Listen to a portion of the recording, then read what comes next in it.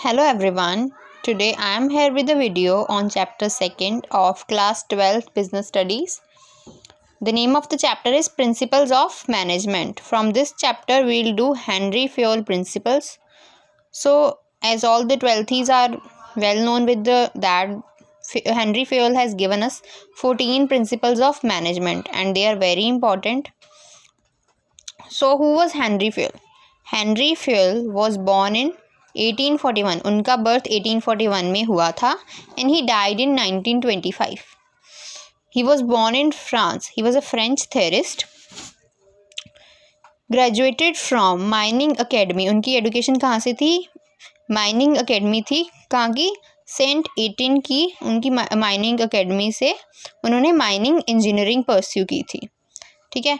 He wrote a book in 1917, Administration Industrial et General. In this book, he wrote 14 principles which we are going to study after this.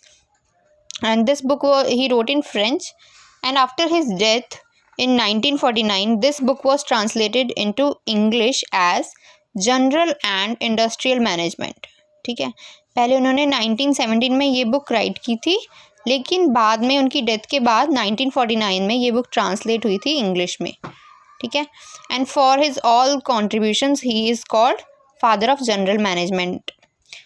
This year MCQs are going to come in our exam, so this may come as a question, who is the father of general management? So he is Henry Fayol.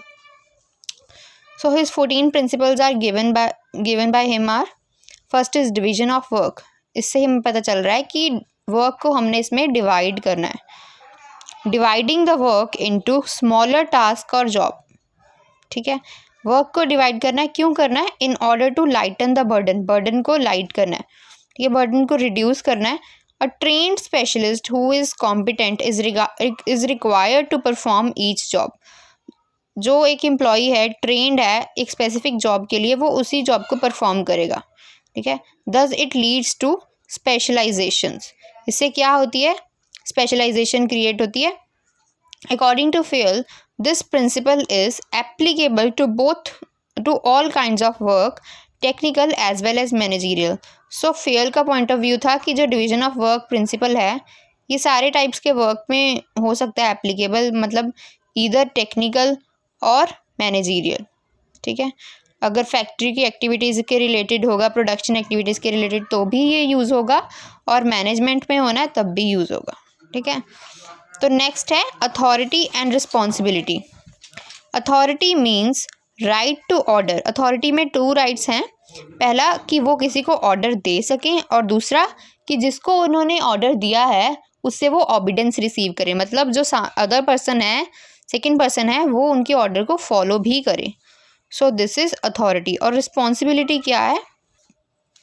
Responsibility is the corollary of authority. Responsibility corollary है authority की, और इन दोनों में balance होना चाहिए. There should be balance between authority and responsibility. Managers require authority commensurate with their responsibility. Managers चाहते हैं कि जो अथॉरिटी है वो रिस्पॉन्सिबिलिटी के साथ कमेंसरेट होनी चाहिए. An organisation should build safeguard. एक ऑर्गेनाइजेशन को सेफ गार्ड्स बनाने चाहिए ताकि जो उनकी अथॉरिटी है जो वो दे रहे हैं अपने एम्प्लॉयज़ को, वो उस चीज़ का, उस अथॉरिटी का मिसयूज़ ना करें.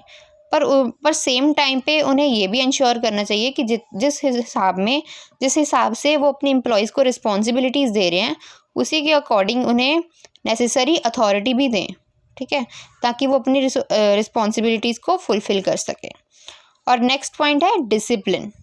डिसिप्लिन तो हम सबको पता ही है कि क्या होता है. We are all well known with this term, but still discipline means obedience of organisational rules. ठीक है. डिसिप्लिन का क्या मतलब है इसमें मैनेजमेंट में? मतलब कि ऑबिडेंस ऑफ ऑर्गेनाइजेशनल रूल्स. जो ऑर्गेनाइजेशन के रूल्स सेटअप हैं ऑलरेडी उसको फॉलो करना. And employment agreement. जो किस चीज़ की ऑबिडेंस? पहली तो रूल्स की ऑबिडेंस, दूसरी क्या है? Employment agreement. जो एम्प्लॉयमेंट अग्रीमेंट में मेंशन्ड है वो सारे रूल्स को ओबे करना. ठीक है. ये 2 चीज़ें किस लिए? Which is necessary for the working of the organisation. अगर हम रूल्स को फॉलो करेंगे तभी तो वो ऑर्गेनाइजेशन प्रॉपरली वर्क करेगी. ठीक है. तो डिसिप्लिन का मीनिंग क्या था वो हमने फर्स्ट लाइन में मेंशन कर देना है, और नेक्स्ट लाइन में क्या मेंशन करना है कि क्या उस डिसिप्लिन की क्या रिक्वायरमेंट्स हैं। Discipline requires good superiors at all levels, अच्छे सुपीरियर्स होने चाहिए हर एक लेवल पे। फेयर एंड क्लियर एग्रीमेंट, जो अग्रीमेंट है उसमें सब कुछ क्लियरली मेंशन होना चाहिए और सही होना चाहिए। And judicious application of penalties, जो पेनल्टीज़ है मतलब अगर कोई डिसिप्लिन नहीं फॉलो करता तो उसके ऊपर पेनल्टीज़ भी लगनी चाहिए, ठीक है। नेक्स्ट है यूनिटी ऑफ कमांड। यहाँ पे 2 पॉइंट्स हैं, 4th और 5th जो प्रिंसिपल्स हैं ना, unity of command and unity of direction, ये दोनों बहुत इंपॉर्टेंट हैं। इन दोनों का डिफरेंस भी हमने करना है, ठीक है, और ये एग्ज़ाम में आता भी है। The principle of unity of command states that in a formal organisation each participant should receive orders from and be answerable to only one superior. मतलब इसमें बेसिकली है यूनिटी ऑफ कमांड में, यूनिटी का मतलब हमें पता चल रही है कि वन कमांड, ठीक है। सो वो कह रहे हैं कि जो सारे मतलब जो हर एक एम्प्लॉई है वो सिर्फ एक ही सुपीरियर से ऑर्डर रिसीव करेगा और उसी को आंसरेबल होगा, ठीक है। If the principle is violated, अगर प्रिंसिपल वायलेट हो रहा है तो कॉन्सिक्वेंस क्या होंगे। अथॉरिटी अंडरमाइन होगी, ऑर्डर डिस्टर्ब हो जाएगा, जैसे वो ऑर्गेनाइजेशन चल रही है उसकी स्टेबिलिटी पे भी हमें फ़र्क नज़र आएगा, ठीक है। ये 3 कॉन्सिक्वेंसेस होंगे। और इसका एडवांटेज क्या है, it is to prevent confusion regarding task to be done. और अगर हम सपोज़ करें कि एक एम्प्लॉय है ए, ठीक है, उसके 2 सुपीरियर्स हैं, बी भी है और सी भी है, ठीक है। अब अगर सेम टाइम पे उसे बी भी वर्क को असाइन कर रहा है और सी भी कर रहा है तो देयर विल बी कन्फ्यूजन, ठीक है। और ए सोचेगा भी कि हाँ मैं किसका काम पहले करूँ, किसका काम बाद में करूँ, किसका करूँ या ना करूँ, ठीक है। तो इसमें क्या प्रॉब्लम्स होंगी, एक तो वो कंफ्यूज्ड रहेगा, दूसरा वर्क भी डिले होगा, अथॉरिटी भी अंडरमाइन होगी, ठीक है। तो उसमें सारी परफॉर्मेंस पे फ़र्क पड़ेगा। So this is the importance of unity of command, ठीक है। Let's move to the next है unity of direction. This principle of unity of direction states that each group of activities having the same objective must have one head and one plan। इसमें ना unity of direction में हमने focus करना है one head and one plan word पे, ठीक है। ये तो आपने लिखना ही लिखना है अगर आपको यूनिटी ऑफ डायरेक्शन आ रहा है एग्जाम में, ठीक है। बेसिकली वो इसमें कह रहे हैं कि unity of direction each group of activities, अगर कोई भी ग्रुप अगर सेम एक्टिविटीज़ परस्यू कर रहे हैं किसी ऑर्गेनाइजेशन में, हैविंग द सेम ऑब्जेक्टिव, जिनका ऑब्जेक्टिव सेम है, जिनका गोल सेम है, तो वो सिर्फ एक ही हेड के अंदर काम करेंगे और सेम प्लान फॉलो करेंगे, ठीक है। जिन ग्रुप्स की सेम एक्टिविटीज़ हैं, सेम ऑब्जेक्टिव्स हैं, वो एक ही हेड के अंडर होंगे और सेम प्लान फॉलो करेंगे, ठीक है। This is in the unity of direction and unity of command. इन दोनों का डिफरेंस भी आ जाता होता है एग्ज़ाम में, ये मोस्ट अकरिंग क्वेश्चन है, ठीक है।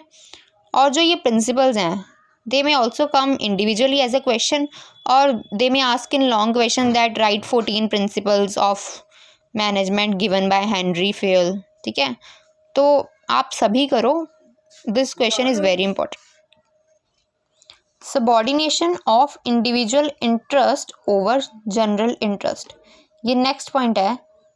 वो इसमें कह रहे हैं कि सबॉर्डिनेशन होती है, subordination of individual interest over general interest, ठीक है। This principle states that interest of the organisation should take priority over the interest of the individual employee, कि जो और पूरी ऑर्गेनाइजेशन का जो इंटरेस्ट है ना वो प्रायोरिटी रखता है एक इंडिविजुअल के इंटरेस्ट के सामने, ठीक है। मतलब अगर हम कंपेयर करें कि एक साइड ऑर्गेनाइजेशन है पूरी और दूसरी साइड इंडिविजुअल एम्प्लॉय है, तो ऑफ कोर्स प्रायोरिटी ऑर्गेनाइजेशन को ही दी जाएगी, ठीक है। पर ये होता क्यों है, this is so because the larger interest of the workers and stakeholders are more important than the individual workers. ये तो जनरल है कि अगर लार्जर इंटरेस्ट को ही हम प्रेफरेंस देंगे, लार्जर इंटरेस्ट में आ जाते हैं बाकी वर्कर्स, स्टेक होल्डर्स, ठीक है, वो ज़्यादा इंपॉर्टेंट है किसी इंडिविजुअल वर्कर से। So this is in the subordination of individual interest over general interest. Next है remuneration of employees. This principle contains about the remuneration given to the employees. ठीक है. According to Phil, the pay and compensation should be just and fair to both employees and organization. Remuneration का मतलब होता है जो salary हम दे रहे हैं, जो वेजेस दे रहे हैं, जो स्टाइपेंड दे रहे हैं हम अपने एम्प्लॉयज़ को, वर्कर्स को. जो पे और उनकी कंपनसेशन है वो बिल्कुल फेयर होनी चाहिए दोनों पॉइंट ऑफ व्यू से. एक तो एम्प्लॉयज़ के पॉइंट ऑफ व्यू से भी जो वर्क कर रहे हैं, और जो करवा रहे हैं एम्प्लॉयर ऑर्गेनाइजेशन के पॉइंट ऑफ व्यू से भी फेयर होनी चाहिए. ठीक है. The employee should be paid fair wages which should give them at least reasonable standard of living. Employees को इतनी वेज तो मिलनी चाहिए कि जिससे वो अपना reasonable standard of living earn कर सके. ठीक है. और on the other side organisation की पेइंग कैपेसिटी के अंडर होनी चाहिए वो सैलरी. ठीक है. At the same time it should be within the paying capacity of the organisation. ठीक है. ये है रेम्यूनरेशन का प्रिंसिपल्स. और इससे क्या होता है, it ensures congenial atmosphere and good relations between workers and management. और अगर सैलरी अच्छी देंगे तो ऑफ कोर्स जो वर्कर्स और मैनेजमेंट है उनके बीच में जो रिलेशन होता है वो बिल्कुल सही रहेगा. एटमोसफेयर अच्छा रहेगा, कॉन्जेनियल एटमोसफेयर रहेगा. कॉन्जेनियल का मतलब होता है प्लीजेंट एटमोसफेयर रहेगा पूरी ऑर्गेनाइजेशन में. ठीक है. एम्प्लॉयज़ भी खुश रहेंगे और वर्कर्स भी खुश रहेंगे. ठीक है. नेक्स्ट है सेंट्रलाइजेशन एंड डिसेंट्रलाइजेशन. सेंट्रलाइजेशन का मीनिंग होता है concentration of decision making authority. ठीक है. मतलब concentration of decision making authority in the hands of one. ठीक है. जिसमें एक ही पर्सन के हैंड में सारी डिसीजन मेकिंग होती है. मतलब एक ही पर्सन होता है जो सारे डिसीजंस लेता है. सेंट्रलाइजेशन उसे कहते हैं. जब हम इसी पावर को डिस्ट्रीब्यूट करते हैं मोर देन वन पर्सन में. ठीक है. एक से ज़्यादा लोगों में जब हम इसी पावर को, डिसीजन मेकिंग पावर को डिस्पर्स करते हैं, डिस्ट्रीब्यूट करते हैं, तो उसको हम डिसेंट्रलाइजेशन कह देते हैं. ठीक है. हमें डिसेंट्रलाइजेशन और सेंट्रलाइजेशन में बैलेंस बना के रखना होता है. There is a need to balance subordinate involvement through decentralisation and managers' retention of final authority through centralisation. ठीक है. डिसेंट्रलाइजेशन में हमें सबॉर्डिनेट इन्वॉल्वमेंट पूरी कंट्रोल करनी होती है कि बाहर के लोग, मतलब जो हमारे एम्प्लॉयज़ हैं, वर्कर्स हैं, उनकी इन्वॉल्वमेंट कितनी होनी चाहिए, कितनी परसेंटेज में होनी चाहिए या कितने पार्ट तक होनी चाहिए, वो हम कंट्रोल करते हैं through decentralisation. And managers' retention of final authority, कि कितनी होनी चाहिए मैनेजर्स की फाइनल अथॉरिटी, वो हम सेंट्रलाइजेशन से कंट्रोल करते हैं. ठीक है. और जो डिग्री ऑफ सेंट्रलाइजेशन है, मतलब कितनी सेंट्रलाइजेशन होनी चाहिए, वो किस पे डिपेंड करेगा, on the circumstances in which the company is working. उस सर्कमस्टांस पे, उस सिचुएशन पे डिपेंड करेगा जो टाइम चल रहा होगा जिसमें कंपनी वर्क कर रही होगी, उस पर डिपेंड करेगा कि कितनी सेंट्रलाइजेशन होगी. ठीक है. नेक्स्ट पॉइंट है स्केलर चेन. स्केलर चेन पहले होती क्या है, हमने पहले ये समझना है. ये पॉइंट बहुत इंपॉर्टेंट है. ठीक है. इसमें जो CBSE है उसके लिए तो केस स्टडीज़ भी आ जाती हैं. जो पंजाब बोर्ड के स्टूडेंट्स हैं उनके लिए ये डायरेक्ट वे में भी आता है. ठीक है. तो पहले हम देखेंगे स्केलर चेन होती क्या. The formal line of authority from highest to lowest ranks. ये जो फॉर्मल लाइंस ऑफ अथॉरिटी हैं from highest to lowest ranks, ये टॉप पे A है, फिर B है, फिर C है, फिर D है, E है, F है. इसी के कॉरेस्पॉन्डेंट में है L में F में. ठीक है. ये सेम लेवल्स के हैं, L और B, M और C, D और N, O और E. सो स्केलर चेन तो आपको क्लियर हो ही गई होगी. अब हम देखते हैं कि फेल के पॉइंट ऑफ व्यू से इस प्रिंसिपल में है क्या.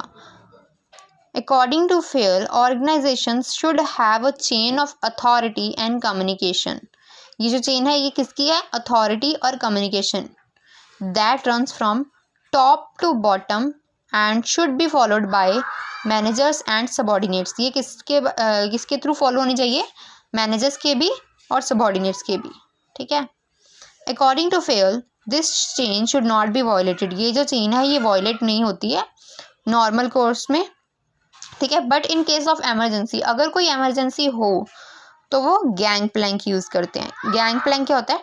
डायरेक्ट कॉन्टैक्ट, जैसे ई और ओ डायरेक्ट कॉन्टैक्ट कर रहे हैं, ठीक है, ये इन केस ऑफ एमरजेंसी होगी। नहीं, ठीक है, तो गैंग प्लैंक हम उसे कहते हैं जब ये डायरेक्टली कांटेक्ट करते हैं। ये सिर्फ इमरजेंसी के केस में ही होता है। तो गैंग प्लैंक क्या होता है? It is a shorter route and has been provided so that communication is not delayed, ठीक है। ये शॉर्टर रूट होता है और इसलिए प्रोवाइड होता है ताकि कम्युनिकेशन में जो डिले ना आए। क्लियर? एमरजेंसी में ही यूज़ होता है। नेक्स्ट है ऑर्डर। ऑर्डर का मतलब है कि जो सभी चीज़ें हैं वो अपनी जगह पे रहें, a place for everything. Essentially it means orderliness. Orderliness मतलब कि सारी जो चीज़ें हैं, एसेट्स हैं, जो भी मटेरियल है सारे फर्म के, वो अपनी अपनी प्लेसेस पे रहें। If there is a fixed place for everything and it is present there, अगर हर एक चीज़ के लिए एक फिक्स्ड प्लेस है और वो वहाँ पे पड़ी हुई है, तो then there will be no hindrance in the activities of business. Hindrance मतलब प्रॉब्लम्स, कोई प्रॉब्लम्स तो आएंगी नहीं एक्टिविटीज़ में बिजनेस की, ठीक है। सो इसका क्या एडवांटेज होता है? Leads to increased productivity and efficiency. Of course अगर कोई भी सारी चीज़ें अपनी जगह पे होंगी, कोई टाइम वेस्ट नहीं होगा, ठीक है, सारे अपने अपना वर्क अच्छे से परफॉर्म करेंगे and it will lead to increase productivity. Productivity बढ़ जाएगी और एफिशिएंसी भी। क्लियर? नेक्स्ट पॉइंट है इक्विटी। इक्विटी का मतलब क्या होता है? वैसे इक्विटी का मतलब होता है equal. The principle of equity gives emphasis on the kindliness and justice in the behavior of managers towards the workers. Principle of equity किस चीज़ पे जोर देता है? वो जोर देता है कि काइंडलीनेस एंड जस्टिस, काइंडलीनेस और जस्टिस होनी चाहिए किसके बिहेवियर में? मैनेजर्स के बिहेवियर में टुवर्ड्स देयर वर्कर्स। वर्कर्स के तरफ मैनेजर्स काइंड होने चाहिए और जस्टिफाइड होने चाहिए, ठीक है। It ensures loyalty and devotion. Of course अगर जो मैनेजर है वो अच्छे से बिहेव करेगा अपने वर्कर्स के साथ, तो वर्कर्स भी सामने से सेम रिस्पॉन्स देंगे। दे विल वर्क लॉयली, क्या, और वो और डिवोटेडली वर्क करेंगे, डिवोशन होगी उनके वर्क में, ठीक है। Fair does not rule out force, ठीक है, फेयर फोर्स को रूल आउट नहीं कर रहे, rather he says that lazy personnel should be dealt with sternly to send the message that everyone is equal in the eyes of management, ठीक है। Fail के principal के अकॉर्डिंग जो managers हैं उनको काइंडली बिहेव करना चाहिए, सबके तरफ जस्टिस होना चाहिए, सबके लिए जस्टिस होना चाहिए। लेकिन वहीं वो कह रहे हैं कि जो लेज़ी पर्सोनल है, जो लेज़ी वर्कर्स हैं, उनके साथ उन्हें स्ट्रिक्टली भी रहना चाहिए ताकि वो एक मैसेज कन्वे कर सकें कि हर एक वर्कर जो है इक्वल है मैनेजमेंट की आइज़ में, ठीक है।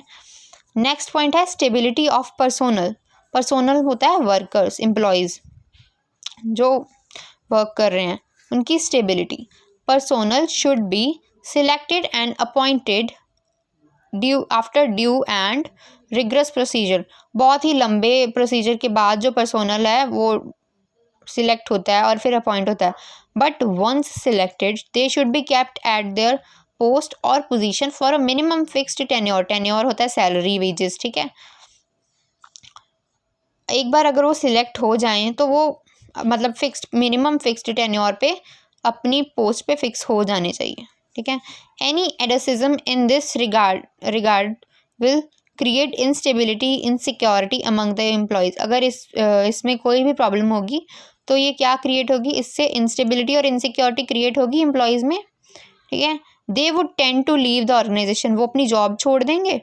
बट रिक्रूटमेंट, सिलेक्शन और training cost will be high. अगर हम दोबारा से अपने एम्प्लॉयज़ को करेंगे हायर, तो उसके बाद फिर से रिक्रूटमेंट होगी, फिर सिलेक्शन होगी, फिर ट्रेनिंग कॉस्ट होगी, ठीक है। तो it will be very higher cost for us. So ये ज़रूरी है कि जो हमारा पर्सोनल है वो स्टेबल रहे हमारी ऑर्गेनाइजेशन में और हमें ये जो एक्सपेंस है ये बार बार नहीं करने पड़े। So stability in tenure of personnel is good for the business, ठीक है। अगर कोई भी प्रॉब्लम नहीं क्रिएट होगी इस प्रिंसिपल में, ऐसे ही चलता रहेगा सही प्रिंसिपल के अकॉर्डिंग, तो हमारी जो ऑर्गेनाइजेशन है उसको ऑफकोर्स वो इतने सारे जो एक्सपेंसेस हैं वो दोबारा नहीं करने पड़ेंगे। ठीक है। सो ये था स्टेबिलिटी ऑफ पर्सोनल में। नेक्स्ट है प्रिंसिपल ऑफ इनिशिएटिव। इनिशिएटिव होता क्या है? Initiative means taking the first step with self motivation. पहला स्टेप जो लेते हैं हम खुद विद सेल्फ मोटिवेशन, मोटिवेट होके हम फर्स्ट स्टेप जो लेते हैं उसको हम कहते हैं इनिशिएटिव। ठीक है। It is thinking out and executing the plan. हम सोचते हैं, फिर प्लान बनाते हैं, उसके बाद उस प्लान को एग्जीक्यूट करते हैं, उसको बोलते हैं इनिशिएटिव। इनिशिएटिव को इंकरेज करना चाहिए, ये मैनेजर्स के थ्रू इंकरेज होना चाहिए, but it does not mean going against the established practices of the company. पर इनिशिएटिव का मतलब ये नहीं है कि जो पहले से रूल सेट हो रहे हैं, जो पहले से वर्क चल रहा है, जैसे चल रही है मैनेजमेंट, उसके अगेंस्ट जाना है। ठीक है, उसके अगेंस्ट नहीं जाना है for the sake of being different. Different होने के लिए हमें जो हमारे पहले प्रैक्टिसेस चल रहे हैं, जो पहले से प्रूव्ड हैं, जो सही चल रहे हैं, उसके अगेंस्ट नहीं जाना है। नेक्स्ट है स्पिरिट द कॉर्प्स। ये भी बहुत इंपॉर्टेंट है। ठीक है। इसमें क्या है? Management should promote team work and harmony among employees. ये मोस्टली जो है ये बेसिकली टीम वर्क के बारे में ही बता रहा है। ठीक है, यूनिटी के बारे में। ठीक है, team work and harmony among employees. जो एम्प्लॉयज़ है उनके बीच में टीम वर्क होना चाहिए, हार्मनी होनी चाहिए। ठीक है, कोऑर्डिनेशन होनी चाहिए सारे एम्प्लॉयज़ के बीच में। Otherwise it would be difficult to achieve organisational objectives. Of course अगर सारे जो एम्प्लॉयज़ हैं वो अलग अलग काम करेंगे, उनको पता ही नहीं होगा एक दूसरे के बारे में, ठीक है, तो it will be very difficult for them to achieve organisational objectives. ठीक है। It would also result in the loss of coordination. Coordination भी नहीं होगी अगर स्पिरिट द कॉर्प्स नहीं होगी। This principle minimises need for using penalties. अगर सारे कोऑर्डिनेशन के साथ चलेंगे, ठीक है, तो पेनल्टीज भी रिड्यूस हो जाएंगी। क्लियर? तो this was all about the 14 principles. I hope you all have got. ये बहुत इंपॉर्टेंट भी थे, इजी भी थे। ठीक है, और ये बहुत इजी है, ये आप सबको करना ही चाहिए। So thanks and have a nice day.